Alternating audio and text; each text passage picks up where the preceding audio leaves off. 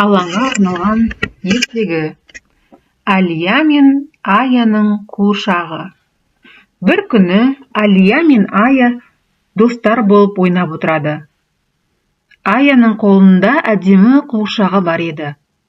Оның қуыршағының көзі, құлағы, аузы, қолы мен аяқтары болды. Ая қуыршағын өте жақсы көретін. Бір мезетте Әли қызығып қуыршақты қарағысы келеді. Бірақ ол қуыршақты қатты ұстап, дене мүшелерін сындырып тастады. Ая қуыршағының сынғанын көріп қатты жылай бастады. «Неге сен қуыршағымды сындырдың?» деп сұрайды Ая. Оның көзі жасаурап тұрады. Әли өз қателігін түсініп, «Кешірші, Ая, мен байқамай қалдым» деді.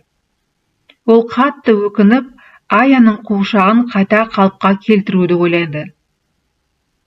Аяның әжесі келіп, қуыршақты қайта тігіп беруге шешім қабылдады.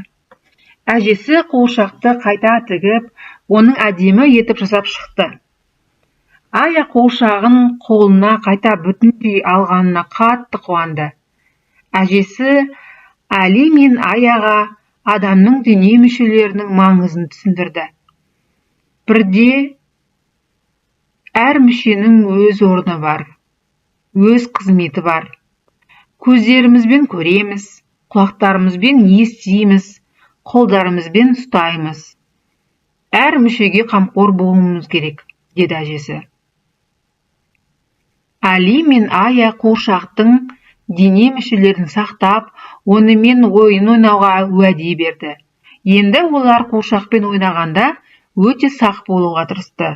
Содан бері Әли мен Ая қуыршақпен ойнағанда өз дене мүшелерінің маңызын түсінді. Сондай-ақ бір-біріне қамқор болуға үйренді. Қандай керемет!